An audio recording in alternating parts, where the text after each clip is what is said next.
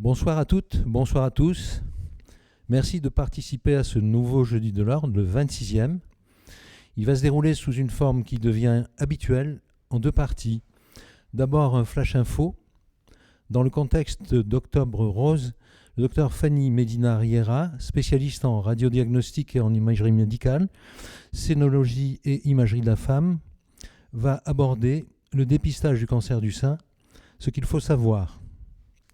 Ensuite, le sujet du jour, nous écouterons le docteur Stéphanie Ranck-Garnier, spécialiste en médecine générale, capacité en médecine et biologie du sport, praticien hospitalier au centre d'évaluation et traitement de la douleur, pôle de neurosciences, clinique CHU APHM.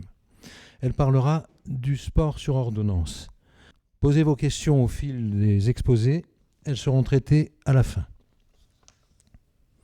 Avant de commencer, une information importante, très importante.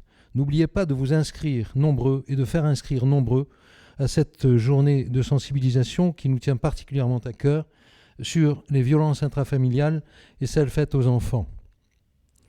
Elle est organisée par Gynécologie sans frontières, aidée par la ville de Marseille et de nombreuses institutions avec notre participation et notre intervention active. C'est le mardi 22 novembre de 13 à 21h au Palais du Pharo. Merci à tous nos élus, merci à Marie-Dominique Métra, notre présidente, toujours présente. Merci à notre belle équipe de la communication. Bonne soirée à tous. Vous pouvez commencer. Bonjour, alors moi je suis le docteur Fanny Medina Riera, je suis radiologue, je suis spécialisée en imagerie de la femme et comme c'est Octobre Rose, je vais vous parler du dépistage du cancer du sein. Alors, donc vous avez tous entendu parler de ces chiffres, grosse incidence du cancer du sein chez la femme, environ 49 000 cas par an, ce qui donne à peu près 12 000 décès par an, ça c'est un chiffre qui est globalement stable. En France, on dit qu'une femme sur 8 sera confrontée au cancer du sein. Aujourd'hui, on est sur des taux de survie à 5 ans de 89%, par contre sur des stades plus avancés, ça chute. Donc c'est pour ça qu'en 2004, la DGS a mis en place le dépistage organisé pour diagnostiquer des cancers à des stades moins avancés, pour réduire le taux de mortalité. Aujourd'hui, le taux de mortalité, on est entre... on réduit le taux de mortalité grâce au dépistage. Selon les études, on est entre 15 et 35% de réduction de la mortalité avec le dépistage. Alors ce qu'on appelle le dépistage organisé, c'est quoi ? C'est une invitation qui est envoyée à toutes les femmes de 50 à 74 ans, tous les 2 ans. On les invite à réaliser une mammographie dans des centres agréés. Agréés, ça veut dire qu'on a contrôlé les radiologues, les machines, il y a des cahiers des charges très précis. Les femmes auront un examen clinique, une mammographie avec 2 incidences, et il y aura une double lecture. Ça veut dire que toutes les mammographies partent en centre de deuxième lecture. C'est revu par une deuxième équipe de radiologues. On utilise beaucoup la tomosynthèse aujourd'hui dans les machines de mammographie. Aujourd'hui, elle n'est pas validée pour le dépistage. Même si on l'utilise, elle n'est pas validée. Voilà. Alors, ce dépistage, par contre, il y en a qui sont exclus. C'est les femmes qui sont à risque élevé ou très élevé. J'en viens. Donc, les facteurs de risque qui sont très importants et qui nécessitent un dépistage spécifique. Donc, elles sont exclues du dépistage organisé. C'est tout d'abord les femmes porteuses de mutations constitutionnelles, les BRCA et autres. Celles-là, elles ont une surveillance très particulière, très protocolée. La mammo, l'écho, l'IRM, tous les ans à partir de 30 ans. Celles qui ont déjà eu un cancer du sein, in situ ou invasif, elles sont surveillées d'abord tous les 6 mois pendant 2 ans, puis tous les ans à vie.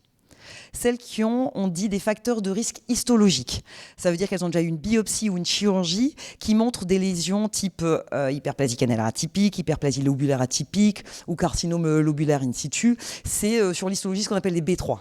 Donc celles-là, elles vont être surveillées tous les ans, pendant 10 ans, avant de sortir du risque et passer tous les 2 ans. Celles qui ont déjà eu une irradiation thoracique. Classiquement, c'est la patiente qui a une maladie de Hodgkin avant 30 ans. Il y a une irradiation médiastinale et les seins sont dans le champ d'irradiation. Donc, on s'est rendu compte qu'il y avait un gros surrisque de cancer du sein 8 ans après l'irradiation. Donc, 8 ans après l'irradiation, on va les surveiller comme des mutés. Alors, votre patiente a beaucoup d'antécédents familiaux. Qu'est-ce qu'on fait ? Quand est-ce qu'on lui prescrit la mammo ? Quelle fréquence ? Alors, je suis obligée de vous parler quand même du score des 5G pour ça. Qu'est-ce que c'est ? Alors, on n'est pas obligé de retenir. Le score des 5G, c'est les oncogénéticiens qui ont un outil d'analyse de l'arbre généalogique. Donc, il faut au moins que vous en ayez entendu parler pour comprendre quels sont les vrais facteurs de risque qui sont pertinents et qui vont nécessiter de faire un dépistage plus rapproché. Donc, on additionne un score en fonction de l'âge du cancer du sein qui est arrivé dans la famille. S'il y a un cancer du sein à 30 ans, ça n'a rien à voir avec un cancer du sein qui va arriver à 70 ans. Les patientes qui vont dire ma mère a fait un cancer du sein à 70 ans, est-ce que je suis à risque ? Non, elle reste tous les 2 ans. Donc, on additionne chaque cas a une cotation, et pour une même branche, maternelle ou paternelle. On n'additionne pas les 2 branches. Et le paternel compte autant que le maternel. Mais c'est complètement indépendant d'une branche à l'autre. On va retenir le score le plus élevé, de la branche la plus élevée, et c'est avec ça qu'on va pouvoir déterminer si on fait un dépistage spécifique tous les ans ou un dépistage organisé tous les 2 ans. Si le score est inférieur à 3, on reste sur du dépistage organisé. Si le score est supérieur ou égal à 3, on conseille une mammo annuelle et on conseille une consultation génétique. Donc ce qui va être important, comme je vous ai dit, cancer du sein chez une femme jeune dans la famille, surtout cancer de l'ovaire, cancer chez un homme et mutation. Ça, c'est vraiment les plus importants. Les facteurs qui ne vont pas changer la stratégie de dépistage. Les prothèses et les antécédents de chirurgie plastique. Je vais revenir après sur les prothèses. La densité mammaire. Il y a énormément de papiers qui sont parus pour dire que la densité mammaire était un facteur de risque de cancer du sein. Le problème, c'est qu'aujourd'hui, on n'a pas vraiment de preuves robustes. C'est un peu compliqué de définir un seuil qui est vraiment dense, qui n'est pas dense. C'est peu reproductible entre radiologues. C'est trop variable dans la vie de la patiente. Donc, on n'en tiendra pas compte. Il y a d'autres facteurs qui sont moindres. Obésité, alcool, diabète, nullipare, on ne change pas la stratégie de dépistage. Alors sur vos ordonnances, qu'est-ce qu'on met ? On met mammo, on met écho, on met mammo plus écho. Bon, de toute façon, ça va être la mammographie qui va être le plus sensible. Même les patients qui vont vous dire « j'aime pas ça, ça fait mal, machin ». C'est la mammo qui reste quand même le gold standard. Alors, l'échographie en elle-même, seule, c'est pas un bon examen de dépistage. C'est pas assez sensible, c'est pas spécifique, c'est très opérateur dépendant. Mais par contre, c'est essentiel en association à la mammo.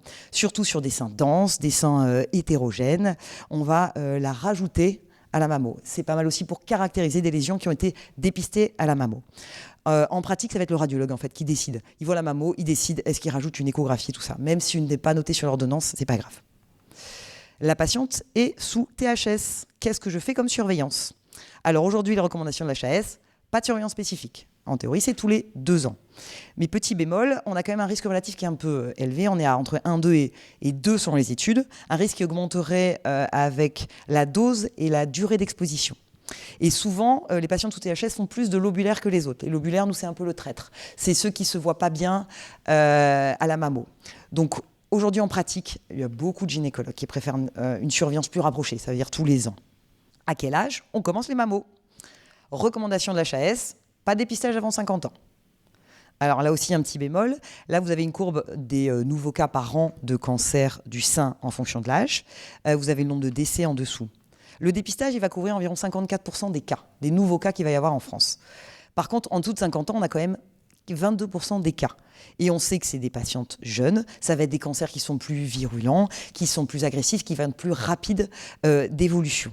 Donc, petit bémol, de 40 à 50 ans, dépistage individuel à discuter. Donc là, c'est sur prescription, il n'y a pas l'invitation. Par contre, avant 40 ans, non. Sauf cas particulier, avant 40 ans, on évite les mammos. Alors, la patiente a des prothèses. Qu'est-ce qu'on fait comme dépistage ? Déjà, on rappelle qu'il n'y a pas d'augmentation du risque de cancer du sein. Voilà, ça ne donne pas des cancers du sein. Alors oui, on peut faire des mammos. Elles seront toujours couplées à l'échographie. Pourquoi ? Parce que le fait qu'il y ait une prothèse, il y a une diminution de la visualisation du tissu mammaire. Même quand on met 3 incidences, il y a toujours une partie qui est cachée. On recherche à l'écho les ruptures de prothèses. L'écho est un examen très performant pour rechercher la rupture de prothèse. Voilà. Et les plasticiens nous disent à partir de 7 ans de l'âge des implants, on fait une écho annuelle pour surveiller et chercher une rupture. En pratique, comment ça marche ? On refoule, par compression, on refoule la prothèse en arrière de façon à ne comprimer que le tissu mammaire et pas la prothèse qui est derrière. On fait 3 incidences histoire de dégager un maximum de tissu mammaire. Et il n'y a pas de danger pour les prothèses. Il faut absolument dire aux patientes que ce n'est pas un problème. On peut faire des mammos avec les prothèses, on ne va pas abîmer les prothèses. Voilà, alors en conclusion, avant 40 ans, pas de dépistage, sauf cas particulier.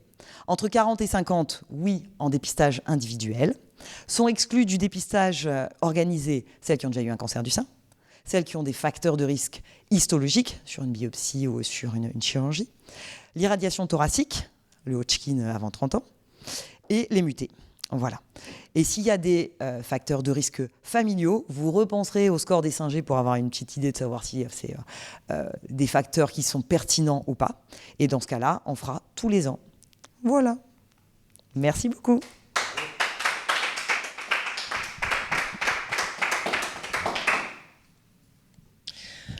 Alors, je vais vous présenter maintenant quelque chose qui est quand même en lien avec les cancers potentiellement du sein, puisqu'ils permettent de les prévenir. Et puis, quand on est atteint d'un cancer, ça permet non seulement d'améliorer les symptômes du cancer, notamment la fatigue, c'est le seul traitement contre la fatigue, mais aussi le pronostic. Alors, je ne vais pas baser, bien sûr, uniquement mon propos sur les cancers, mais on va parler de la seule thérapeutique qui fasse l'objet d'une loi. Donc c'est quelque chose qui est assez original et aussi c'est la seule thérapeutique qui puisse servir absolument à tout le monde, à toute population confondue, de la naissance jusqu'à la fin de vie. Alors, quelques définitions d'abord, parce que je crois qu'on est dans un vrai changement de paradigme aujourd'hui, on est dans un changement de culture total. Et quand on parle de sport sur ordonnance, donc je vais corriger immédiatement le titre de cette allocution, on parle plutôt d'activité physique sur ordonnance, on va voir pourquoi. Dans cette première diapo se cache une catastrophe de santé publique à venir et actuelle. Les définitions ne sont pas les mêmes quand on parle de sédentarité et d'activité physique. Alors je vais d'abord vous parler de ces choses-là, puisqu'il faut savoir de quoi on parle avant de pouvoir imaginer utiliser ces outils. Donc d'après l'Organisation mondiale de la santé, on est vraiment dans une priorité de santé publique quand on parle de sédentarité, qui est un facteur de risque à part entière. Qu'est-ce que la sédentarité ? Il s'agit d'une dépense énergétique inférieure ou égale à 1,5 métabolites equivalent task. C'est le fameux MET. En gros, c'est quand on reste assis plus de 3 heures par jour ou qu'on bouge moins de 2 minutes toutes les heures. Donc, je vous laisse réfléchir chez vous sur le fait de vous auto-évaluer sur votre sédentarité, parce que on peut être actif, c'est-à-dire faire au moins 30 minutes quand on est adulte d'activité physique par jour, tout en étant sédentaire, notamment dans nos professions. Donc pour éviter la sédentarité, il suffit de se mobiliser un peu régulièrement. Moi, je conseille très volontiers de se mobiliser toutes les demi-heures, une petite minute, se lever, changer de position et repartir pour un temps assis qui n'est pas très bon pour notre physiologie. Donc, quand on parle de sédentarité, on parle quand même du premier facteur de risque de maladies non transmissibles. Et ça, c'est un facteur de risque de mortalité supérieur au tabac. Je vous laisse regarder les chiffres. Un adulte sur 4 est sédentaire. Plus de 80% des adolescents, et ça je crois que c'est là qu'on se retrouve sur la catastrophe annoncée de santé publique, avec déjà chez eux une diminution de 25% de leur capacité cardiovasculaire par rapport à nos générations précédentes. L'inactivité, c'est quand on fait moins de 30 minutes d'activité physique par jour. On peut aussi faire une correspondance avec un nombre de pas par jour. Vous verrez, c'est un outil très pratique. Donc, quand on fait moins de 4500 pas par jour, il faut s'inquiéter car on n'est pas du tout en accord avec nos besoins physiologiques. Quand on parle d'activité physique, on parle de thérapeutique, mais on parle surtout de besoins physiologiques. Plus on est jeune, plus on a besoin d'un nombre d'activités physiques, d'une quantité d'activités physiques élevée par jour. Pourquoi c'est devenu quelque chose d'important ? Alors c'est toujours l'argent qui est un petit peu au centre de tout ça. On s'est aperçu en fait en 2013 que le coût de l'inactivité physique avait été de 54 milliards de dollars. Bon, c'est des chiffres quand même suffisants pour que tout le monde s'émeuve de cela, évidemment, en termes de mortalité. Alors, le changement de paradigme arrive ici. On est dans une définition d'activité physique très simple. Il suffit juste de parler de tout mouvement corporel produit par la contraction des muscles squelettiques qui entraîne une dépense énergétique supérieure à celle du métabolisme de repos, le métabolisme de repos étant celui que les personnes que j'ai en face de moi ont, c'est-à-dire pas loin de 1 mètre. Et donc, il suffit d'avoir une contraction musculaire pour entrer dans la définition de l'activité physique. C'est très simple.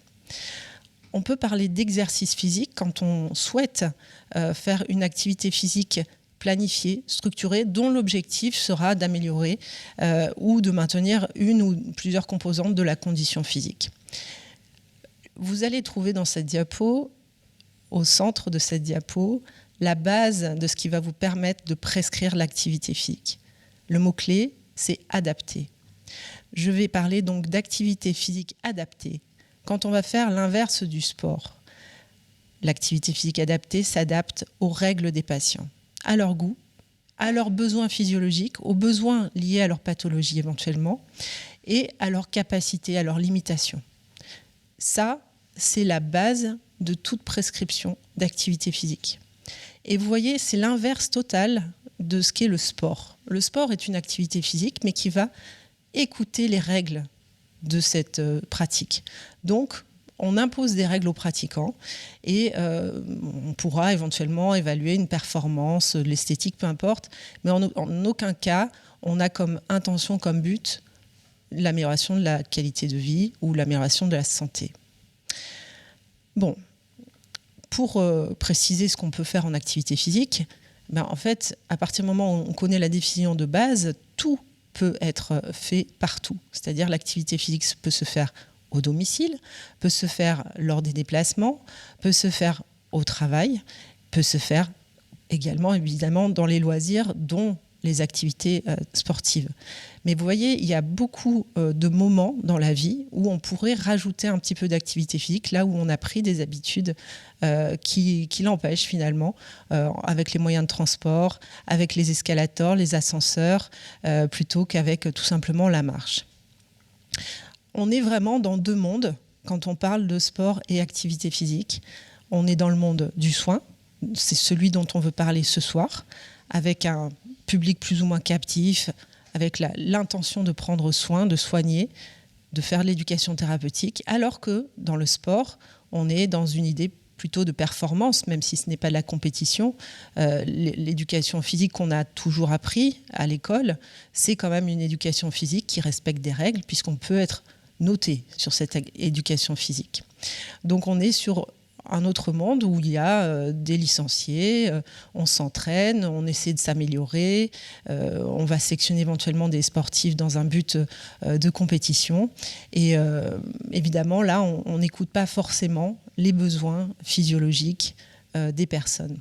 Alors, de plus en plus, évidemment, à une époque, par exemple, on se retrouvait avec des sportifs de haut niveau, des nageurs, pour lesquels on faisait de l'entraînement principalement en milieu porté, dans l'eau, et on se retrouvait avec des personnes en fin de carrière qui étaient très jeunes, mais avec quasiment de l'ostéoporose. On s'est aperçu qu'il fallait quand même se rapprocher des besoins physiologiques, et on n'est pas des poissons, et que pour avoir des os qui se maintiennent, il fallait quand même être à sec de temps en temps.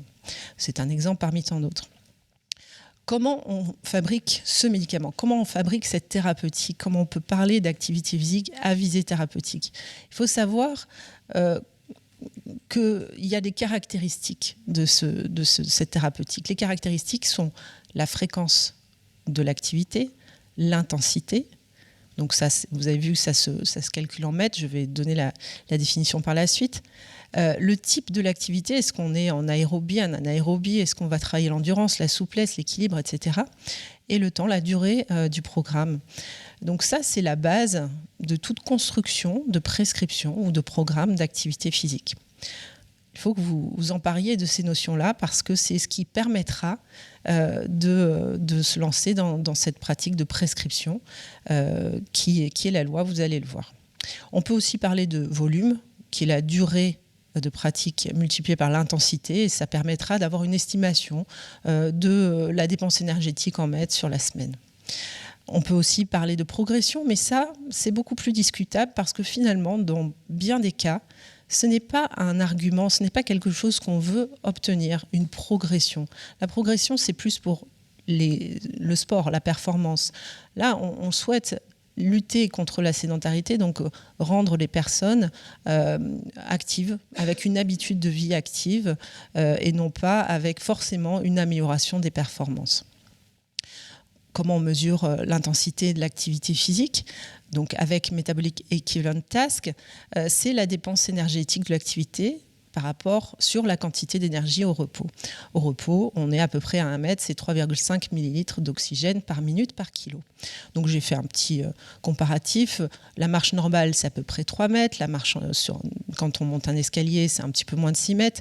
Le footing, le tennis, la natation, on augmente au-delà de 6 mètres. En gros, on est vers 6 à 9 mètres quand on commence à être un peu essoufflé, à suer, hein, sauf si c'est l'été à Marseille. Et c'est une intensité qu'il faut connaître, puisque par exemple pour partir sur le cancer, on sait que pour être efficace, l'activité physique dans le cadre du cancer doit monter 20 minutes par jour, à peu près à 6-9 mètres. C'est une des caractéristiques qui est nécessaire en fait pour montrer son efficacité, non seulement symptomatique, mais en termes de survie. Alors vous voyez la catastrophe aussi de santé publique internationale. La population en Europe, aux USA, fait moins de 3 mètres semaine. C'est une catastrophe. Donc on a dans ce tableau des petits exemples de ce qu'est 2 mètres, cuisiner, faire du ménage, c'est moins de 3 mètres. On a aussi un équivalent avec le pourcentage de la fréquence cardiaque maximale théorique, qui est grossièrement 220 moins l'âge. Et donc on a moins de 50% de cette fréquence cardiaque maximale théorique quand on est en dessous de 3. On monte à 50-70% et on estime que l'activité physique est modérée quand c'est 3 à 6 mètres.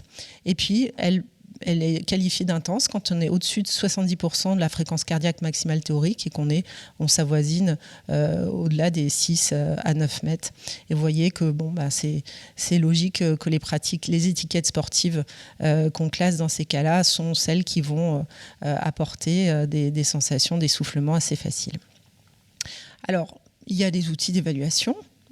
Par exemple, là, c'est un outil d'évaluation assez simple, c'est un scoring qui permet à la fois d'évaluer la sédentarité, vous voyez à la première question, comportement sédentaire, et d'évaluer les activités physiques de loisirs, dont le sport pour une première partie, et des activités physiques quotidiennes pour la deuxième. Ça, c'est un score assez simple à faire, mais on peut faire encore plus simple. Et moi, j'ai trouvé plus pratique. Ça fait 11 ans que je prescris de l'activité physique et que je monte des programmes. Donc, je vais vous donner mes petits trucs et astuces. Et mes petits trucs et astuces, c'est très simple. Un podomètre. Alors, un podomètre, on peut en avoir un spécifique. On peut avoir un bracelet. On peut avoir tout simplement un téléphone.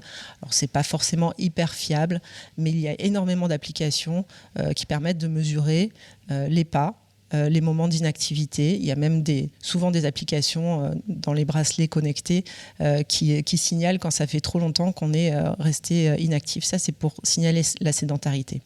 Alors, l'objectif pour un adulte, ça aussi, c'est un truc très simple parce que vous pouvez vraiment l'utiliser d'abord pour vous et puis pour tous les patients qui vont bien, finalement.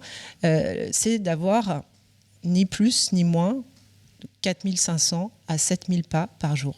L'objectif des 10 000 pas peut être intéressant dans certains cas, notamment quand il y a des problèmes de surpoids, mais c'est un petit peu une légende urbaine puisque c'était le nom japonais d'un podomètre qui s'appelait 10 000 pas.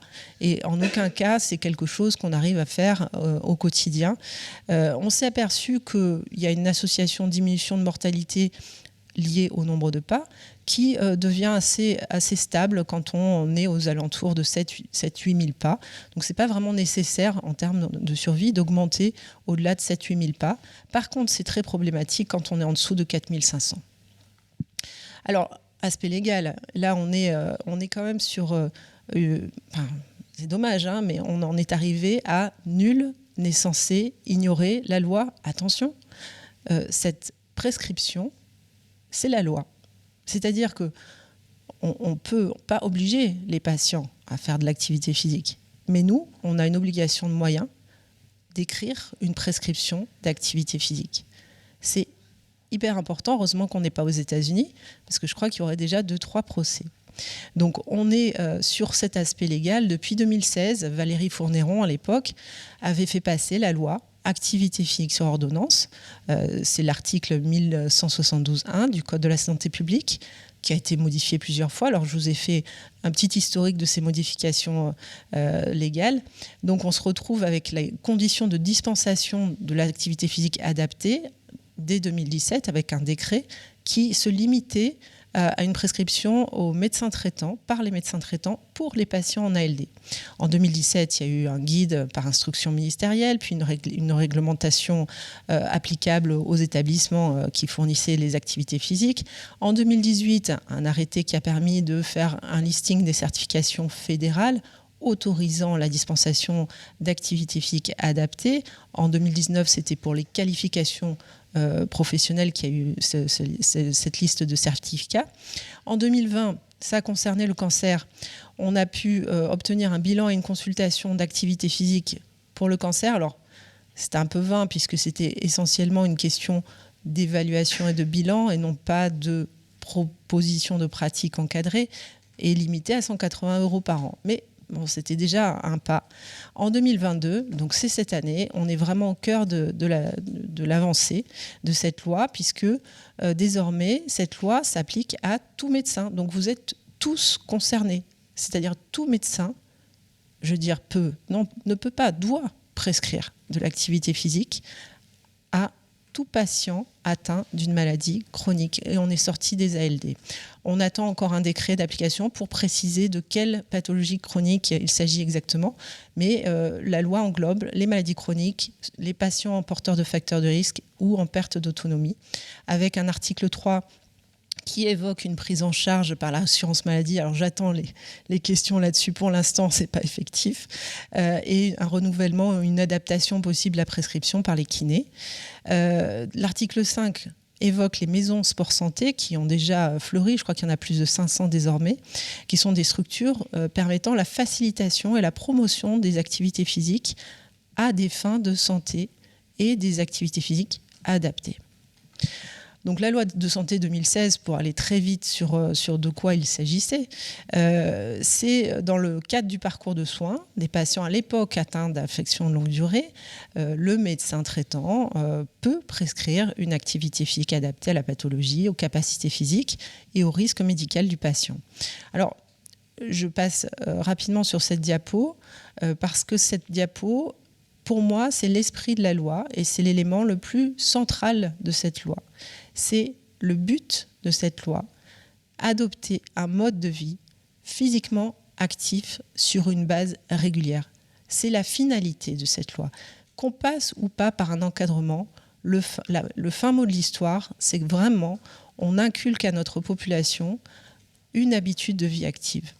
Et que les patients ou les personnes qui ont des facteurs de risque ne soient plus à se dire « j'ai pas envie, j'ai pas le temps », qu'ils fassent ça comme on se brosse les dents. On a mis du temps à apprendre à se brosser les dents quand on était petit, mais maintenant, ça fait partie des habitudes de vie. Je prends souvent cet exemple où on ne se pose plus la question « est-ce qu'on a envie, est-ce qu'on a le temps de se brosser les dents ?» On se les brosse les dents. Donc l'habitude de vie de pratiquer de l'activité physique à domicile, pendant les déplacements, au travail ou bien sûr lors des loisirs, ne doit plus être quelque chose de compliqué à mettre en place ou avec des freins qu'on voit habituellement. Les techniques mobilisées relèvent d'activités physiques et sportives, mais se distinguent des actes de rééducation qui, eux, sont réservés aux professionnels de santé, bien sûr dans le respect de leurs compétences. Qui encadre l'activité physique ?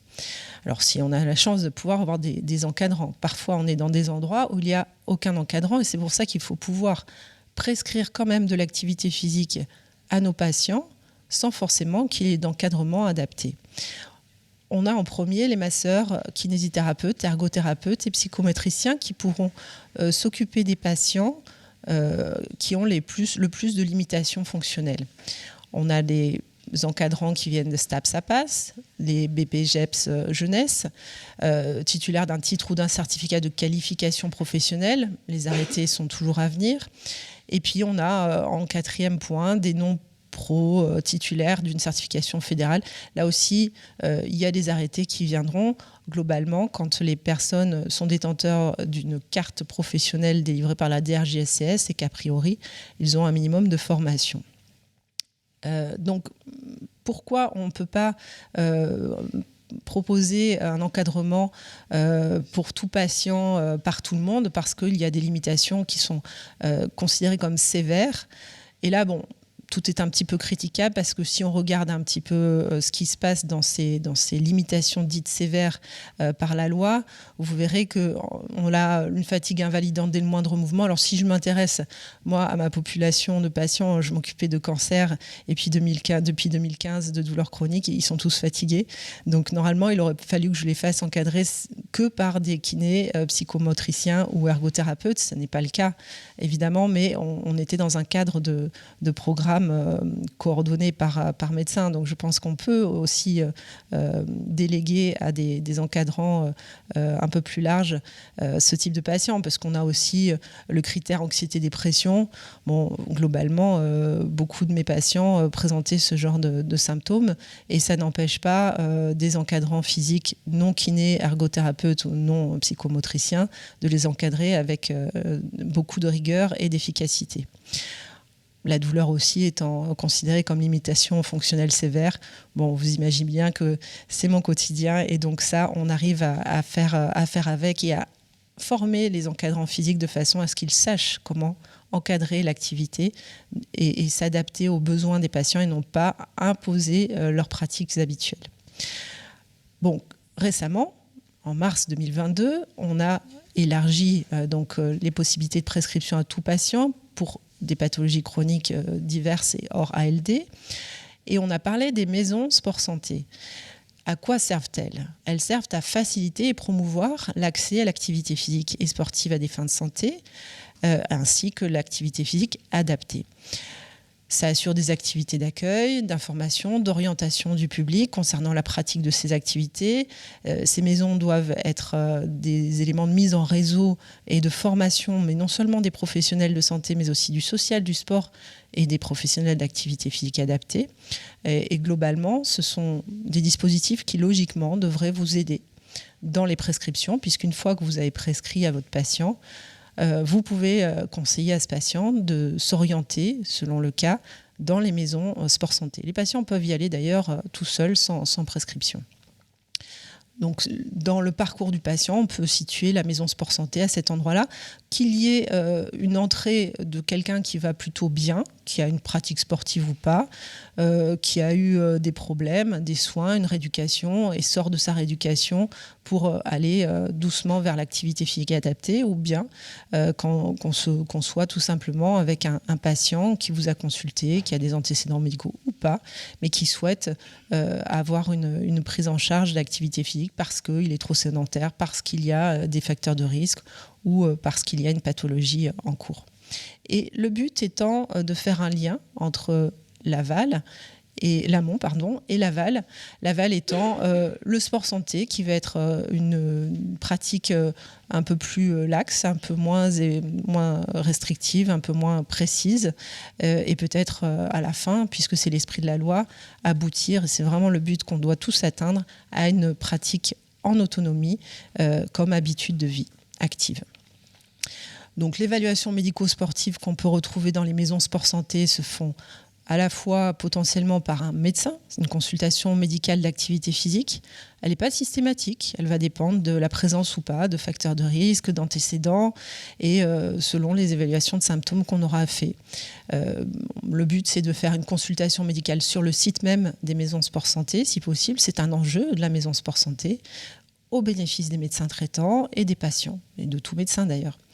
On a aussi une évaluation par un professionnel d'activité physique adaptée, ce qui est prévu pour avoir une orientation la plus fine possible dans un programme d'activité physique ou des conseils les plus adaptés possibles.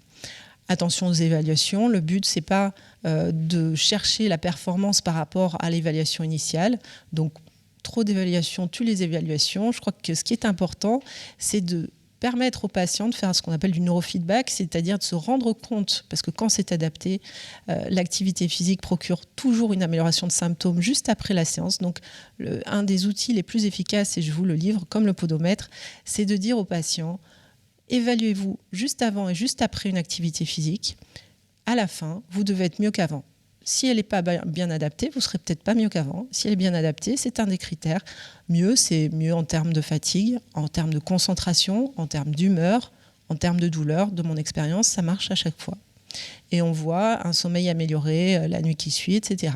Donc ça, c'est un critère qui permet de vraiment percevoir si l'activité physique pratiquée était réellement adaptée ou pas.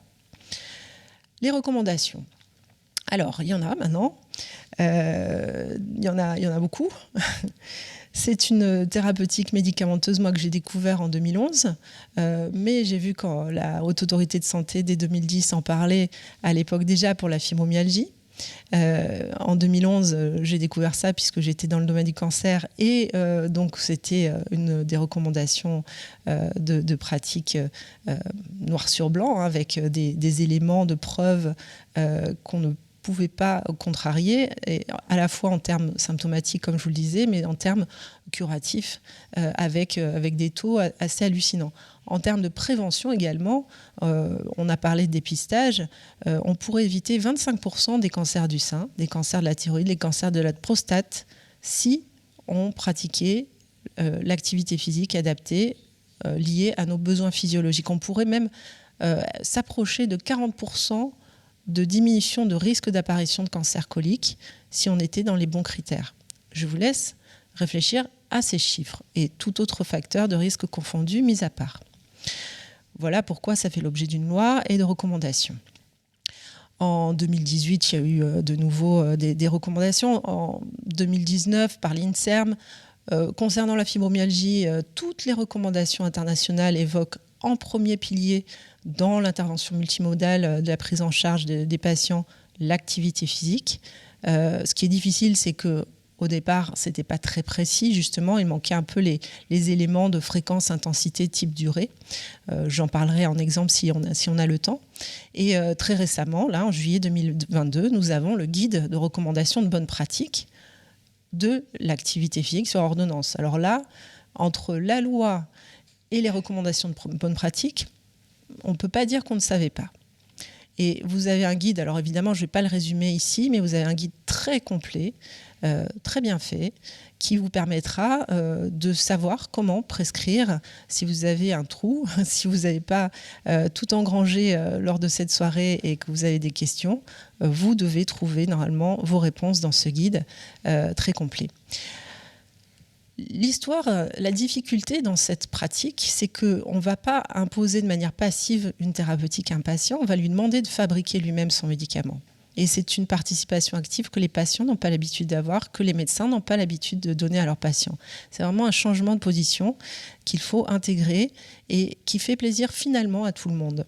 Vous imaginez par exemple un patient qui a eu un diagnostic d'une maladie pas très sympathique et qui va passivement subir un tourbillon médical en permanence. Si à ce patient, dès le diagnostic, on lui dit « vous pouvez faire quelque chose de bien pour vous », en faisant attention finalement au trépied physique, mais aussi mental et nutritionnel. Ça, c'est l'antécédent de préparateur de sportifs de niveau qui parle.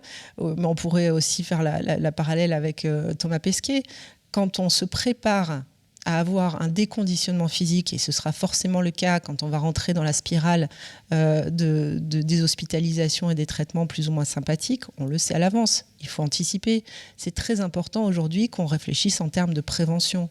On le sait que la condition physique, mentale, nutritionnelle va sans doute s'effondrer.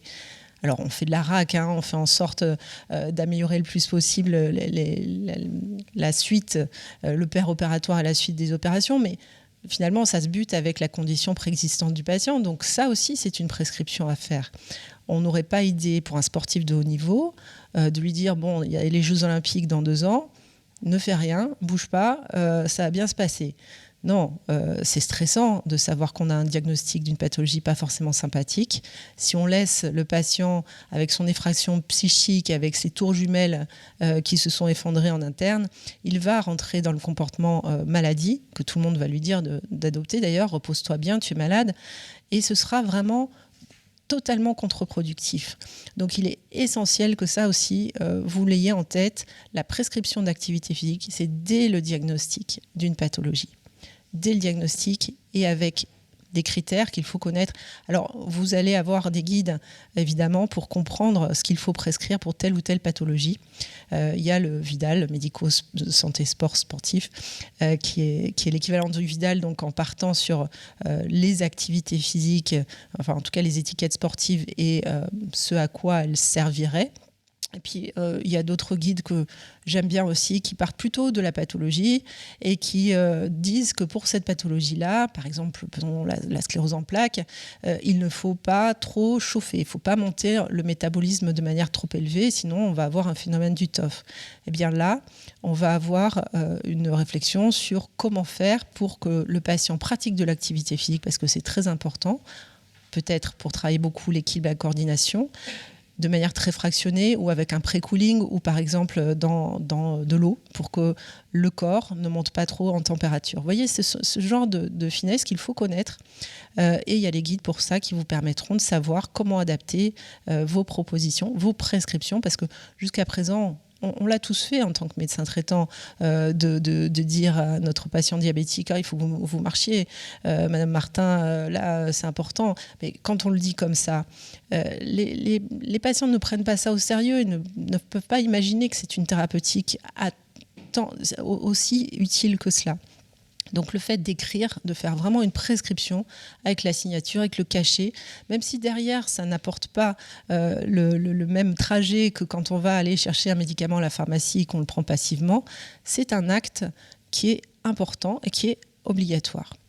Donc c'est important de connaître ces recommandations de bonne pratique puisqu'il faut les suivre. Donc là, je vous en ai cité quelques-uns parmi d'autres. La récente recommandation de bonne pratique de la HAS, celle de l'INSERM. Il y en a d'autres. Voilà, moi, ce que j'aime bien aussi, c'est l'ouvrage de Frédéric Depièce et d'Olivier Coste qui permettent de partir des pathologies et de réfléchir à qu'est-ce qu'on peut proposer comme étiquette éventuellement sportive, mais retenons bien qu'on peut très bien ne pas rentrer dans des étiquettes sportives. On peut très bien réfléchir à ce qu'on peut faire, par exemple, au domicile, à combien de fois on va sortir le chien, quel type de playlist on va mettre en musique pour bouger dessus à la maison, un peu plus lente au début, un peu plus rapide à la fin, de façon à s'échauffer au début, au milieu, à s'exciter un peu plus, et puis à la fin peut-être de nouveau lente pour s'étirer. Vous voyez, on a vraiment, il faut sortir du cadre du sport parce que ce n'est pas le propos. Donc tous les moyens sont bons. En revanche, je vous laisserai regarder ces références. Pour la recommandation de la HAS en juillet 2022, on voit qu'il y a des guides de consultation et prescription médicale d'activité physique à des fins de santé chez l'adulte et guide des connaissances sur l'activité physique et la sédentarité. Il y a des fiches ou référentiels de prescription pour toutes les pathologies que vous voyez là, surpoids et obésité, diabète, bronchopneumopathie obstructive, asthme, hypertension artérielle, syndrome coronarien chronique, artériopathie oblitérante des membres inférieurs. Je les cite, vous voyez, la liste est longue. Et par exemple, quand on cite le cancer et qu'on ne cite que le sein, colorectal et prostate, c'est tout simplement parce que, comme ce sont les plus fréquents, c'est ceux qui ont été le plus étudiés, et il serait assez logique d'imaginer que maintenir une activité physique, voire l'adapter pour d'autres types de cancers, a tout son intérêt.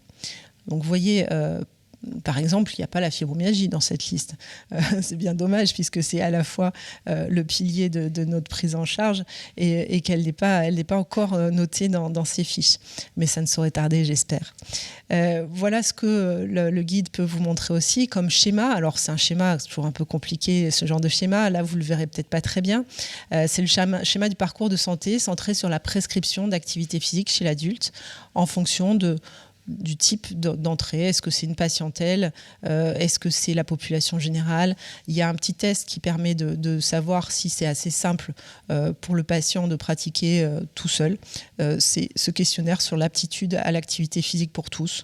Et vous voyez que je vous ai sorti juste les premières questions. Et quand il y a non à toutes les premières questions, on n'a pas besoin d'aller plus loin. A priori, la personne n'a pas de facteur particulier de risque qui nécessite d'aller un petit peu plus loin sur l'évaluation et pourra pratiquer ce qui est recommandé pour son âge et son sexe. Avec toujours beaucoup d'éléments ludiques pour maintenir le moteur. Alors, mode d'emploi, comment on prescrit ? Je remercie la MGEN qui a fait ces petites illustrations de boîtes de médicaments parce que c'était assez intéressant de partir sur cette comparaison. Comment on prescrit ? En fait, très logiquement, puisque c'est un besoin physiologique pour tout le monde, il faudrait le prescrire à tout le monde. C'est-à-dire que logiquement, vous pourriez très bien prévoir une trame de prescription d'activité physique chez vous et que vous distribueriez, en plus des autres prescriptions, à tous vos patients. Parce que je ne vois pas pourquoi il serait indiqué de leur prescrire de la sédentarité, par exemple. Donc sortons de cette idée terrible qu'on nous a inculquée de attention, il faut faire des CACI, des certificats de non-contre-indication à l'activité physique, c'est hyper dangereux de pratiquer du sport. Alors oui, en compétition, le sport, ça peut être très dangereux, effectivement, mais je crois que là, il faut vraiment inverser les rôles. On n'est pas dans un risque quand on prescrit de l'activité physique adaptée, on est dans un risque si on ne la prescrit pas. Puisqu'aujourd'hui, la population souffre plus de ce manque d'activité physique et de la sédentarité que de pratique d'activité physique. Alors, dès le diagnostic, je le disais, au cours ou au décours des traitements spécifiques, on peut très bien faire de l'activité physique à partir du moment où elle est adaptée en plein cancer. Ça se fait et c'est même très utile pour diminuer les thérapeutiques antalgiques. Et c'est le seul traitement contre la fatigue du cancer et des traitements liés au cancer. Donc, bien sûr, tout s'adapte en fonction des besoins, des goûts et de la condition physique du patient. L'activité physique peut se faire dans un lit d'hôpital. On a une grosse problématique liée au déconditionnement physique de tout patient, quelle que soit la pathologie qui l'amène dans une chambre d'hôpital, juste liée au fait que dans une chambre d'hôpital, on se déconditionne. On n'est pas dans des bonnes conditions de vie qui fait que pour toute personne qui irait très bien, si on lui impose une hospitalisation, logiquement, au bout de quelques jours, il y aura l'apparition de douleurs musculo-squelettiques, des troubles du sommeil, des éléments qui vont plutôt du côté défavorable de la condition de la santé. Donc ça, c'est quelque chose qu'il faut connaître et recommander aux patients, finalement, pendant l'hospitalisation aussi, puisque ça reste un élément important pour lutter contre des éléments de déconditionnement qui peuvent aboutir à d'autres pathologies. On a tous en tête la personne âgée qu'on a laissée alitée un peu trop longtemps. Alors, si elle a la chance de ne pas avoir eu d'escar, dès qu'on la lève, elle tombe dans les pommes, elle se fracture le col du fémur. Bon, c'est un exemple assez grossier, mais on a fait des études sur des jeunes volontaires sains qui étaient alités pendant un petit moment. C'était dans un autre cadre, c'était la médecine aérospatiale pour mesurer les effets de l'absence de gravité. Donc on les allongeait, la tête un peu en bas d'ailleurs. Et au bout d'une semaine, ils avaient tous mal au dos. Donc ça fait partie des éléments primordiaux que d'intégrer l'activité physique, même, et j'allais dire surtout, comme Thomas Pesquet le fait dans sa capsule, au cœur d'une hospitalisation. Quel que soit l'âge, quel que soit le niveau sportif, quel que soit le moment du parcours de soins. En fait, ça ne devrait pas être une prescription, ça devrait être intégré comme habitude de vie. Donc, attention aux injonctions normatives, parce qu'évidemment, il ne faut pas faire culpabiliser un patient qui ne ferait pas d'activité physique ou lui faire peur en disant vous allez vous allez avoir une perte de chance de survie si vous ne faites pas ça. Ce serait un petit peu violent, mais également attention à la loi, parce que c'est la loi. Donc aujourd'hui, même si on ne peut pas obliger le patient à le faire, nous, on est obligé, il y a une obligation de moyens, on est obligé de prescrire de l'activité physique à nos patients. À eux de voir. Je vous donne un exemple de prescription. Je vous donne mes petits trucs. Il y a un modèle, vous le trouverez dans le guide de la HAS. Il y a un modèle, mais moi, je vais vous donner mes petits trucs qui peuvent vraiment s'adapter. Et bien sûr, il faut l'adapter, personnaliser en fonction des personnes que vous avez en face de vous. Une activité physique sur ordonnance, ça peut se faire hors encadrement. Et il faut que le patient puisse le faire hors encadrement. Donc, toute activité physique est bonne en l'adaptant, avec la règle des 3 R. C'est le professeur Rivière de Toulouse qui nous l'avait inculqué il y a longtemps maintenant. L'activité doit être régulière, raisonnée, raisonnable. L'OMS dit 150 minutes par semaine. Alors, c'est très bien de dire ça, mais si on fait 150 minutes d'un coup, une fois par semaine le week-end, ce sera plutôt mauvais. En fait, la notion de régularité, de fréquence de pratique est essentiel. Il faut juste imaginer que notre système musculo-squelettique est le plus gros organe sécréteur de notre corps. Organe sécréteur comme le foie. C'est-à-dire qu'à chaque fois qu'on va contracter les muscles, on va avoir une sécrétion de myokines qui vont à la fois être des facteurs de croissance du muscle, qui va le renforcer, qui va être des facteurs de régulation du sucre et de la graisse, de l'immunité, qui va aller, des myokines vont aller dans le cerveau pour aller apporter en périhippocampique une sensation de bien-être, l'antifatigue, de meilleure humeur, de meilleure concentration, va favoriser le sommeil. Donc ces éléments-là, on en a besoin, mais tous les jours en fait. C'est tous les jours qu'on a besoin de notre dose d'activité physique. On n'imaginerait pas demander au foie de faire d'un coup 2 heures d'activité le week-end. Le foie, il travaille tous les jours. Donc c'est ça dont on a besoin. Et ça, on ne l'avait pas compris au départ. Désormais, je crois que quand on voit les conséquences de sédentarité et d'inactivité physique, on comprend à quel point c'est un élément, un besoin physiologique essentiel au même titre que le sommeil, au même titre que l'hydratation. Donc, l'activité physique, moi j'essaie de faire rire mes patients parce que des fois ça marche mieux. Je leur dis de commencer en faisant le chat parce que le chat c'est un super coach de stretching en fait. Quand on voit un chat se lever, à part s'il a une souris qui lui passe devant le nez, en général il se dérouille en fait tout simplement et avec douceur et délicatesse. Donc réincarner son corps, le dérouiller avec douceur le matin pour enchaîner par la suite de l'activité physique. Alors tout de suite ou plus tard, peu importe, mais ça fait partie des bonnes habitudes. L'hydratation fait partie des bonnes habitudes. Le fait de s'échauffer avant, de s'étirer après fait partie des bonnes habitudes. Et donc, la base, c'est vraiment que le patient comprenne qu'on va s'adapter à ses règles à lui. Et la première des règles, c'est s'adapter à ses goûts, à ses envies. Ça doit être un moteur. C'est difficile de prendre une nouvelle habitude de vie. Alors, une nouvelle habitude de vie, comme par exemple se brosser les dents, pour reprendre cet exemple, moi, si on me donne un dentifrice dégueulasse, je ne me brosse plus les dents. Et alors, ça me manquera. Mais ça fait partie de la problématique. C'est-à-dire que si l'activité physique va à l'encontre des goûts du patient, je ne sais pas, quelqu'un qui déteste l'eau, on lui dit allez dans l'eau faire de l'aquagym, l'aquabike, s'il déteste l'eau, ce sera contre-productif. Donc, il faut vraiment chercher dans les goûts des patients. Et les goûts des patients, c'est chez eux, quoi, parce qu'on ne parle pas de sport. Donc, ils nous disent peut-être souvent « Oh, bah, moi, j'ai toujours détesté le sport. De toute façon, vous n'allez pas me faire bouger. » Oui, mais est-ce que vous avez un chien ? Ou est-ce que le voisin a un chien ? Sortez le chien. Si c'est quelqu'un d'empathique, en plus, il appréciera d'être utile au chien, qui lui rendra bien d'ailleurs, qui est également aussi empathique. Donc, autant le chat est un super coach de stretching et de méditation pleine conscience avec la ronron-thérapie, autant le chien, pour moi, est un outil génial de coach de marche. Donc voilà, sortez le chien. La musique, ça peut être un très bon moteur aussi.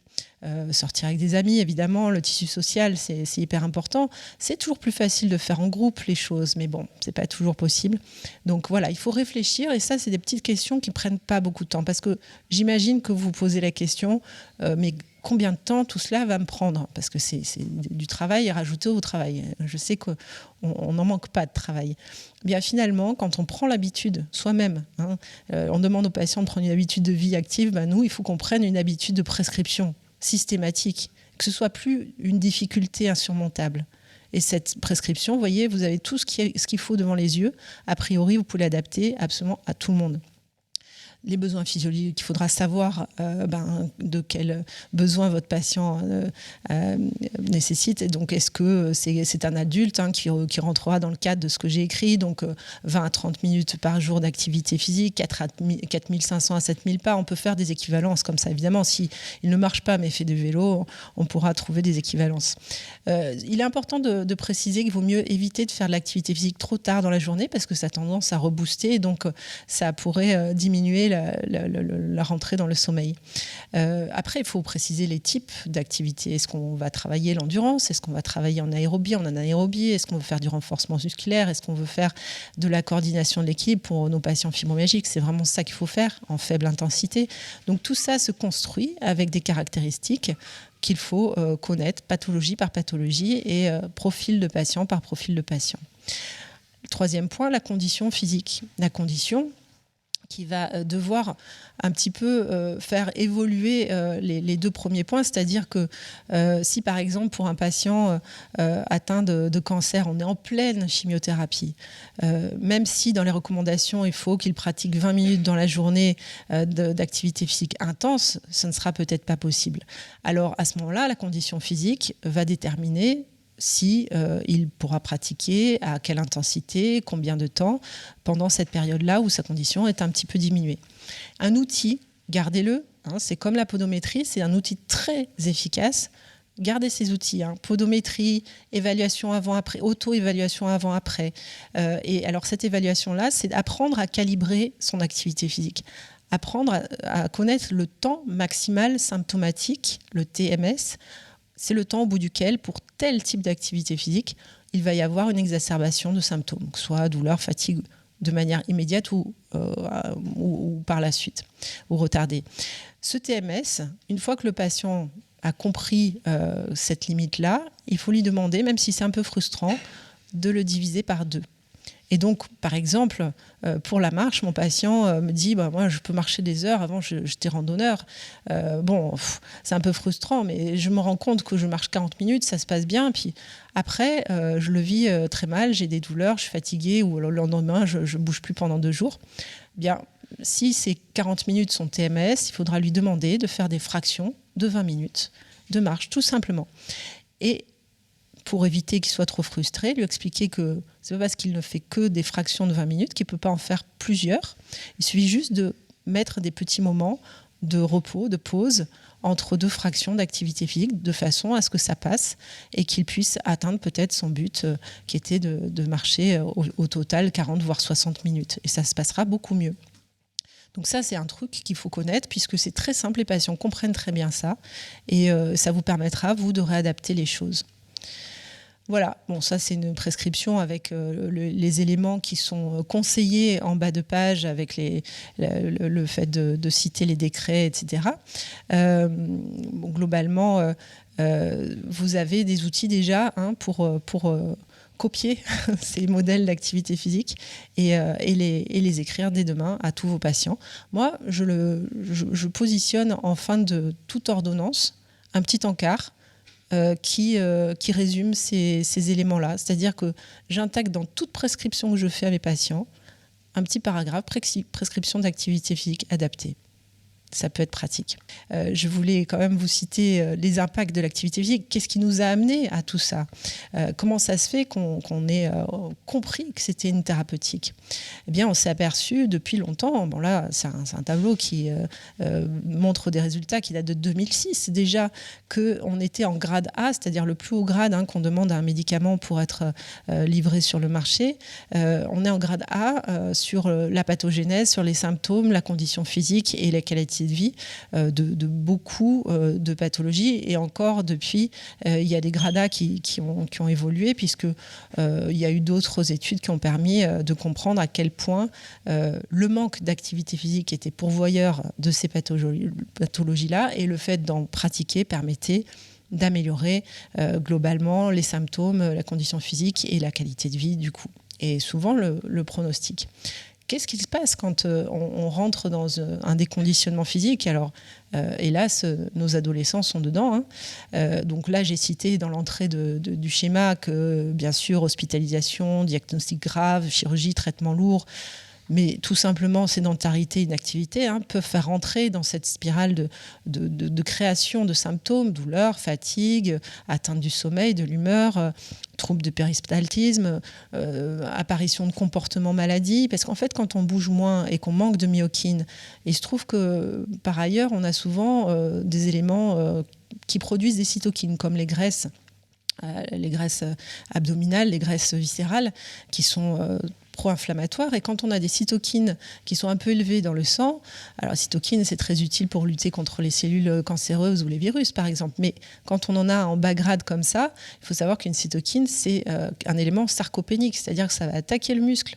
C'est quelque chose qui va faire l'inverse de ce qu'on recherche en termes de gestion sucre-graisse. C'est quelque chose qui va abîmer finalement nos capacités immunitaires et qui va dans le même site au niveau du cerveau, apporter un comportement neurologique maladie. Les mêmes sites que les myokines périhippocampiques, quand elles sont touchées par les cytokines inflammatoires, donnent un comportement maladie. On le connaît tous, quand on a eu le Covid ou la grippe, on sent cette grosse fatigue, mais c'est plus qu'une fatigue, c'est vraiment un comportement, on n'a plus envie de voir grand monde, et on se met dans un petit coin. Alors c'est très adapté quand on a une pathologie infectieuse, mais ça ne l'est plus du tout quand on est en dehors de ce cas-là, que ce soit pour le cancer ou la fibromyalgie, on s'est aperçu qu'il y a des cytokines inflammatoires élevées en chronique. Donc il faut absolument casser ce cercle, parce que les comportements maladies vont s'associer aux postures inadéquates, aux limitations des activités, au phénomène de on-off, parce qu'on n'est pas très bien, on est fatigué. Alors, on fait quand même les choses, puis on les fait jusqu'au bout. Alors après, on est complètement crevé. Ça, c'est le on-off, donc on ne fait plus rien. Et c'est très, très mauvais. On rentre dans des cycles de kinésiophobie. Ce n'est pas la crainte du kiné, c'est la crainte du mouvement. Vous les connaissez, ces lombalgiques qui sont restés coincés en se disant « Oh là là, je ne bouge plus parce que j'ai mal au dos. Je me suis fait mal au dos quand je faisais, je ne sais pas, de la course, etc. Donc là, je ne bouge plus. » C'est le premier facteur, la kinésiophobie, le premier facteur de risque de chronicisation des lombalgies, par exemple. Et on se retrouve avec une amplification globale de tous les symptômes, juste parce qu'il y a un comportement inadéquat qui s'est mis en place d'inactivité. On se retrouve avec du déconditionnement physique, mais psychique, social, familial. Ça va toucher absolument tous les domaines de la vie, finalement, avec une modification de la composition corporelle, parce qu'on sait qu'on peut être obèse sans avoir une augmentation de poids. On peut avoir un rapport masse maigre, masse grasse délétère, et l'air de rien, comme ça, paraître en poids normal, mais avoir une composition catastrophique qui fait qu'en fait, on va avoir potentiellement toutes les conséquences qu'on aurait si on avait un gros surpoids. Par exemple, j'ai un patient qui s'est retrouvé avec un foie gras, une stéatose hépatique, parce qu'il avait un petit peu diminué son activité physique. Et alors là, par ailleurs, c'était une cause nutritionnelle. Donc ça, j'ai découvert que le 5 fruits et légumes qui est prôné, le slogan, est un peu dangereux, puisque si on fait 5 fruits et pas de légumes, on se retrouve diabétique très rapidement. Lui, il pressait 2 oranges tous les matins. Alors, il avait l'impression de faire un truc bien, avec des oranges fraîches, sauf qu'il s'est fait une stéatose hépatique avec son fructose qu'il prenait tous les matins. Un exemple parmi tant d'autres.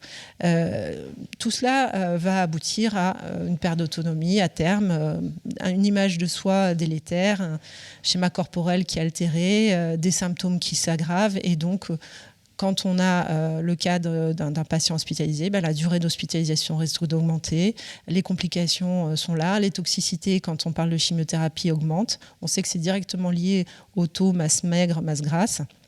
Et la diminution de la réponse thérapeutique est aussi assez évidente. Donc on se retrouve vraiment dans ce cercle vicieux avec une diminution de la qualité de vie dans le meilleur des cas, voire du pronostic.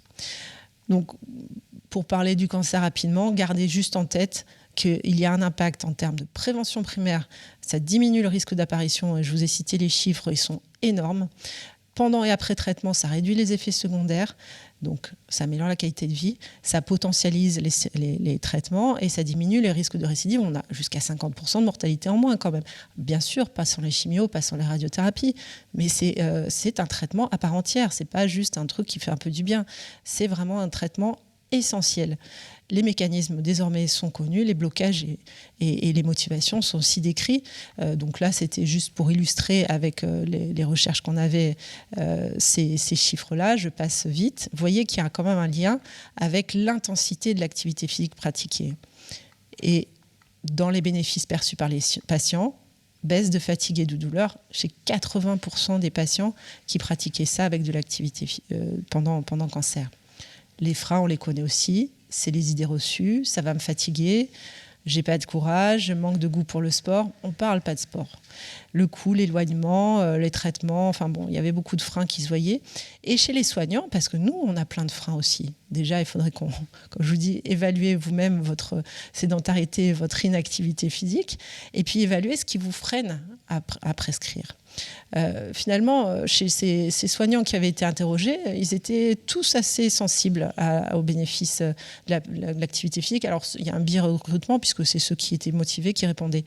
Et donc, chez les plus motivés, 49% connaissaient les recommandations, mais le paradoxe, seule la moitié de ces soignants évoquaient l'activité physique à leurs patients.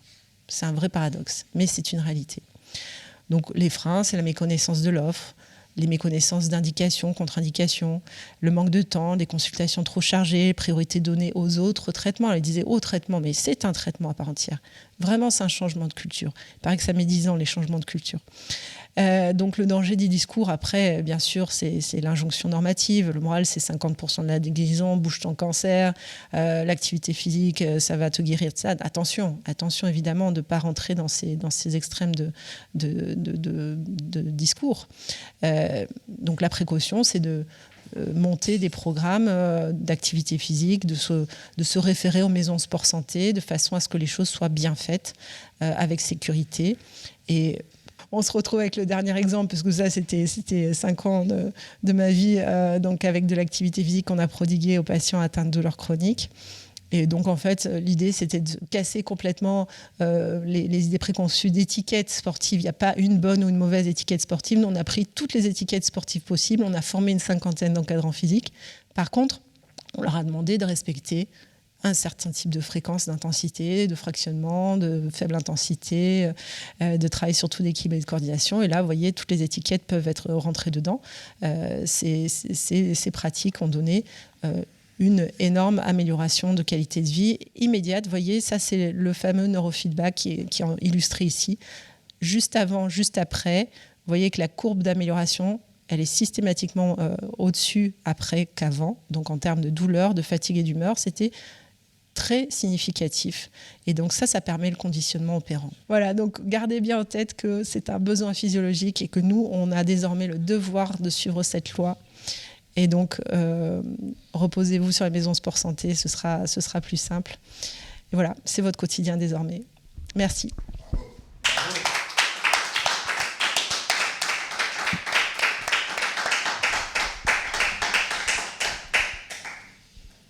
Un grand merci pour ce topo. Je pense qu'après l'avoir écouté, on a tous envie de faire du sport.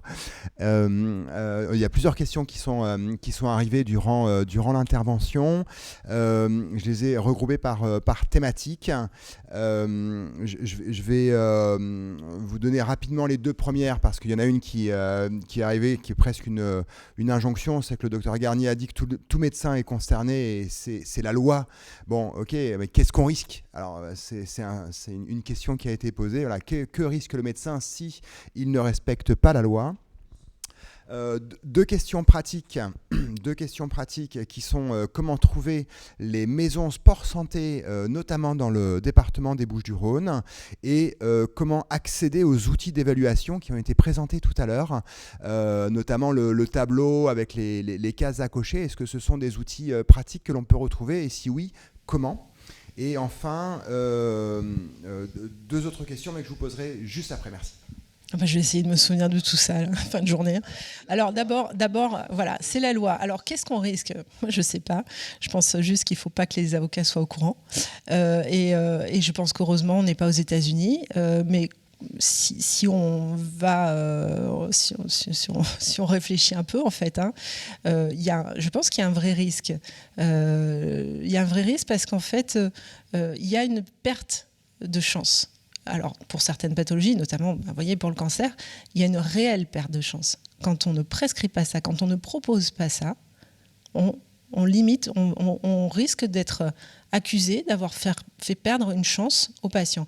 Alors, comme je vous dis, que le patient suive ensuite votre prescription ou pas, ça, c'est de sa responsabilité à lui. Mais nous, notre responsabilité, c'est de le prescrire. Et bon, je ne sais pas, moi aujourd'hui, j'avais demandé à quelqu'un qui est dans le droit, qui n'a pas su me répondre non plus. Donc je pense qu'aujourd'hui, il n'y a pas forcément de jurisprudence à ce niveau-là. Il n'y a pas eu franchement de procès à ma connaissance dans ce domaine. Mais c'est la loi. Voilà, donc je n'ai pas de très bonne réponse à apporter. Mais voilà, attention.